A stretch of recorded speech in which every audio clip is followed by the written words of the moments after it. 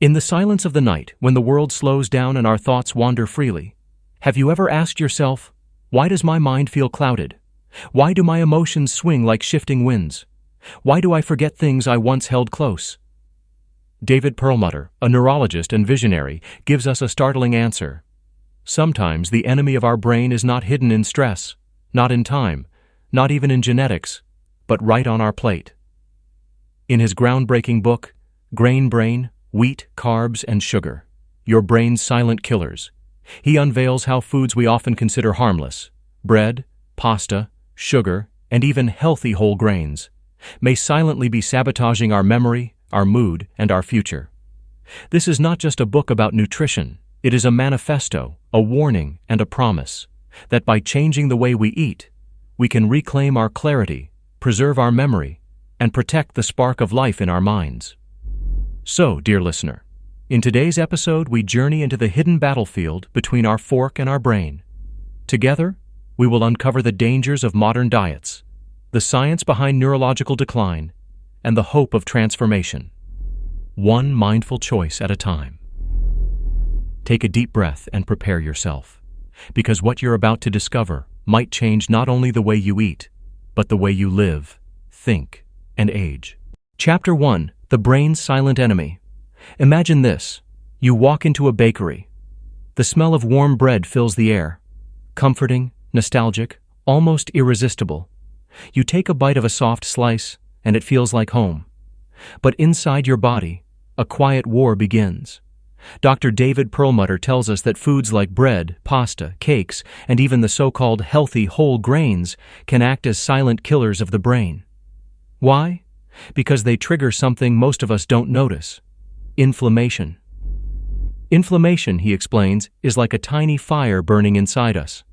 Unlike a fever or an infection, this fire is invisible. It doesn't make us scream in pain. It doesn't always show up on the surface. But deep inside, it damages our cells, weakens our immunity, and, most dangerously, attacks our brain. Studies show that gluten, found in wheat and many grains, can increase the permeability of the gut. In simple terms, it pokes holes in our digestive walls, letting harmful particles leak into our bloodstream. Once there, these particles ignite inflammation, and eventually, they reach the brain. The result? Brain fog, mood swings, depression, memory lapses, and even a higher risk of Alzheimer's and other neurodegenerative diseases. Think of your brain as a delicate instrument, like a violin. For it to produce harmony, every string must be intact and tuned. But sugar and gluten?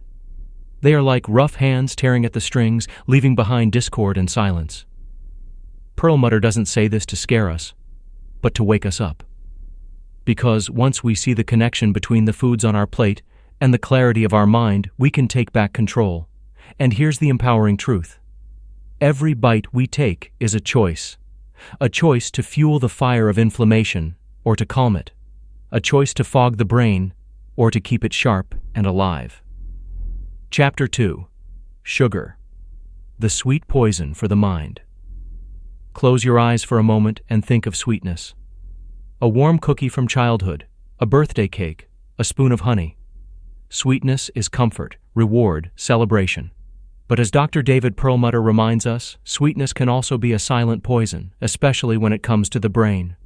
For decades, we've been told to fear fat, butter, eggs, oils. But the true enemy, Perlmutter argues, is sugar. Why? Because sugar is the fuel of inflammation. Every time we overload our bodies with it, whether through candy, soda, or hidden sugars in packaged foods, we cause a spike in blood glucose. And the brain, though only 2% of our body weight, is the hungriest organ for energy. When it's constantly flooded with sugar, it suffers. Excess sugar doesn't just give us short bursts of energy followed by crashes. It literally shrinks the brain over time. Research shows strong links between high sugar consumption and memory loss, dementia, depression, and anxiety.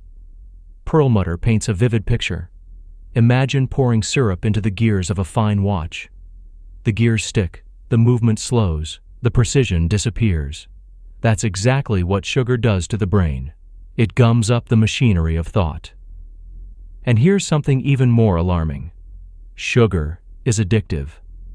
Studies reveal it lights up the brain's reward centers in the same way as drugs like cocaine.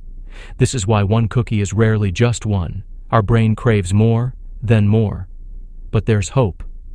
When people shift to lower sugar, higher fat, and nutrient-rich diets, the brain begins to heal. Clarity returns, mood stabilizes, energy becomes steady. It's like wiping the syrup from the gears and letting the watch tick smoothly again. So, dear listener, the question Perlmutter leaves us with is this: will you keep feeding your brain poison disguised as sweetness, or will you choose foods that protect your clarity, your memory, and your very self? Chapter 3: Cholesterol, the brain's loyal ally. For years we've been taught one message: cholesterol is dangerous. Doctors, health magazines, advertisements, all warning us to lower it at any cost. But Dr. David Perlmutter turns this belief upside down. He argues that cholesterol is not an enemy to the brain, it is one of its most loyal allies. Here's why. The brain, though small in size, contains 25% of all the cholesterol in the body. Without cholesterol, brain cells cannot communicate. It acts like insulation on electrical wires, allowing signals to travel fast and clear. Strip away that insulation, and the connection fails. Perlmutter even calls cholesterol the brain's best friend. Why? Because it supports memory, learning, hormone production, and protects against neurological decline. Yet, for decades, we've been lowering cholesterol with low-fat diets and medications like statins. The irony? While they may reduce heart risks in some cases, these measures can also starve the brain of a critical nutrient. Some patients even report memory loss and confusion after aggressive cholesterol-lowering treatments. Let's think of it this way. Imagine you're building a house. Cholesterol is the brick and mortar. But instead of letting you build, modern health advice has been saying, throw away the bricks. How then can the house stand? Perlmutter insists it's time to change perspective. High cholesterol, especially the right kind, HDL, is not a disease in itself. It's part of the body's natural balance. And when we deprive our brains of cholesterol, we risk more than clogged arteries. We risk losing ourselves. So instead of fearing cholesterol, the book invites us to respect it. The real culprits, sugar, refined carbs, and inflammation, should be our focus, not this essential building block of life. Dear listener, maybe it's time to ask, have we been chasing the wrong enemy all along? Chapter 4: Fat, the brain's true fuel. Close your eyes and imagine this. Your brain is a glowing lamp. For years, we've been told that the only way to keep it shining is to feed it carbohydrates, bread, pasta, grains. But David Perlmutter reveals a shocking truth. The lamp was never designed to burn sugar. Its true fuel is fat. The human brain is nearly 70% fat, and it thrives when nourished with healthy fats. Omega-3 fatty acids, found in fish, nuts, seeds, and certain oils, act like golden drops of energy, building cell walls, calming inflammation, sharpening memory, and protecting us against degenerative diseases. Yet modern diets have flipped this wisdom upside down. We were told fat is the enemy, and so we stripped it from our meals, replacing it with low-fat products loaded with sugar. The result? Obesity, diabetes, Alzheimer's, and a silent epidemic of brain decline. Perlmutter explains it simply. Think of sugar as kindling. It burns fast, leaving smoke and ashes. Fat, however, is like a steady log fire. It burns clean, slow, and long, providing stable energy. Which would you rather fuel your brain with? Scientific studies back this up. Diets rich in healthy fats, like the Mediterranean diet or ketogenic diet, are linked to improved memory, reduced risk of dementia, better mood, and greater mental clarity. In contrast, high-carb, low-fat diets leave us trapped in cycles of hunger, fatigue, and foggy thinking. And here's something empowering. When we choose fat over sugar, the brain doesn't just function better, it begins to heal. New neural connections form, inflammation drops, and energy flows more evenly. So, dear listener, let us rethink the word fat. It is not the villain we once feared. It is the brain's most faithful ally, the very substance that gives thought its spark and memory its endurance. Chapter 5: The Brain-Brain Connection. Dementia, Alzheimer's, and beyond. Imagine standing in front of a mirror years from now, searching for a familiar face. But the memories are blurred, the names forgotten, the story of your own life slipping away. This, dear listener, is the tragedy of dementia and Alzheimer's disease, and Dr. David Perlmutter delivers a bold, urgent message. Much of this decline may not be inevitable. It may, in fact, be linked to the foods we eat every day. Perlmutter calls Alzheimer's a type 3 diabetes, a disease of the brain fueled by poor glucose management and chronic inflammation. For decades, we thought memory loss was a cruel gift of age or genetics. But mounting research tells another story. High-carb, grain-heavy, sugar-rich diets are directly tied to cognitive decline. When the brain is constantly bombarded with glucose spikes, insulin resistance sets in. Cells lose their ability to absorb energy, and neurons starve. At the same time, gluten and refined carbs trigger inflammatory responses that slowly corrode brain tissue. The result? Shrinking memory centers, foggy thinking, mood instability, and ultimately the devastating slide into Alzheimer's. Let's bring this to real life. Picture two people. One embraces a modern, processed, grain-heavy diet. Bagels for breakfast, pasta for lunch, soda in the afternoon. The other eats whole foods, rich in fats, vegetables, fish, and nuts. Over years, their brains tell different stories. The first drifts toward confusion and forgetfulness. The second preserves clarity, energy, and resilience. And here is the book's hopeful promise. By changing how we eat now, we can protect our brains for the future. Alzheimer's, dementia, and many other neurological diseases are not just bad luck. They are deeply influenced by lifestyle.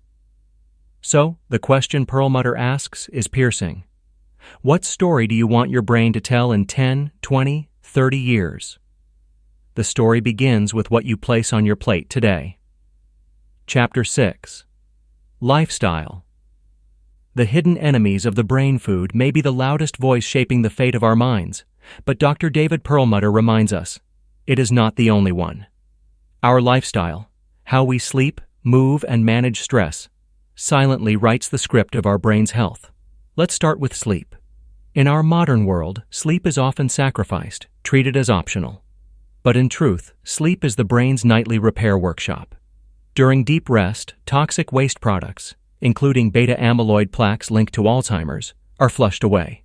Skip sleep, and these toxins pile up like uncollected garbage in a city, slowly choking its streets.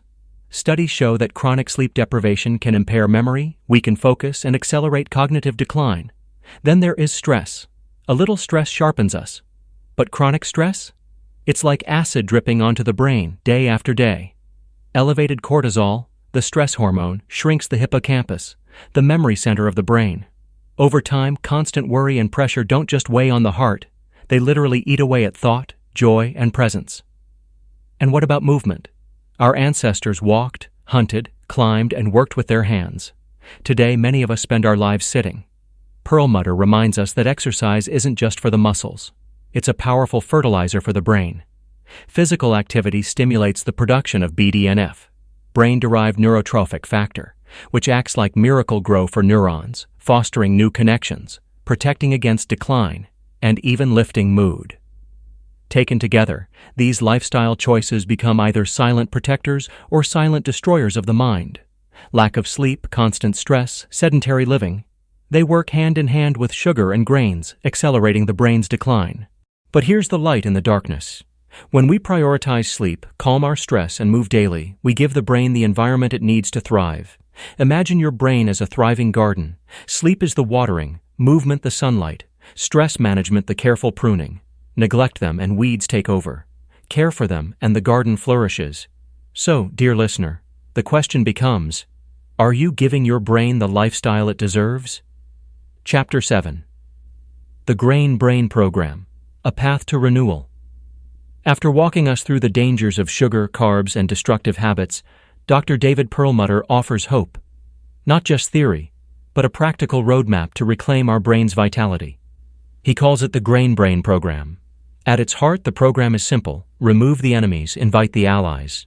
That means saying goodbye to foods that inflame and confuse the brain: wheat, refined carbs, sugars, and embracing those that fuel clarity, memory, and resilience.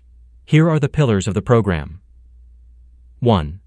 A low-carb, high-fat diet. Replace breads, pastas, and sugary snacks with foods rich in healthy fats: avocados, olive oil, nuts, seeds, wild fish, grass-fed meats. This doesn't just nourish the body, it rewires the brain's energy system, shifting it from unstable sugar spikes to steady, clean-burning fat. 2. The power of ketones. When carbs are reduced, the body begins producing ketones, molecules derived from fat that serve as a powerful alternative fuel for the brain. Research shows ketones protect neurons, enhance clarity, and may even slow or prevent Alzheimer's progression. 3. Nutrient-rich choices. Leafy greens, cruciferous vegetables, antioxidant-rich berries, herbs, and spices. These foods act like shields, protecting neurons from oxidative stress and inflammation. Every plate becomes a form of medicine. 4. Supplements where needed. Perlmutter highlights the importance of key nutrients like vitamin D, probiotics, and omega-3s, especially for those whose diets or lifestyles leave gaps. These act as reinforcements, strengthening the brain's defenses. 5. Lifestyle integration. The program goes beyond food. Prioritize deep sleep, incorporate regular movement, and practice stress reduction through mindfulness or meditation. Together, they form the soil in which the brain can grow stronger. Perlmutter's promise is bold. Within weeks of adopting this program, many people report clearer thinking, sharper memory, balanced mood, and renewed energy. Over time, the benefits compound, offering protection against neurological decline and chronic disease. Think of it like this: the Grain Brain program is not just a diet. It is a way of living that restores harmony between the body, the brain, and the choices we make each day. So, dear listener, the invitation is clear. The fate of your brain is not written in stone. It is written in the food you eat, the rest you allow, the movement you choose, the stress you release. The pen is in your hand.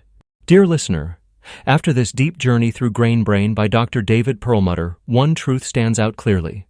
Your brain is not just a product of genetics, but a reflection of your daily choices. We've seen how refined grains, sugars, and excessive carbohydrates act as silent toxins, fueling inflammation, clouding memory, and even paving the way toward Alzheimer's.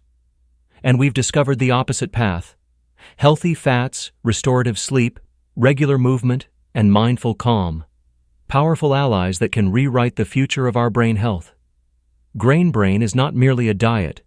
It is a way of life, a call to become guardians of our minds, to nourish them with wisdom, feed them with balance, and protect them with discipline before regret arrives too late. So, as we close this episode of Guide to Reads, remember, every bite you take is not just food. It is a message to your brain, shaping your clarity, your memory, your very being. Until next time, keep reading, keep growing, and keep caring for the most precious organ of all, your mind.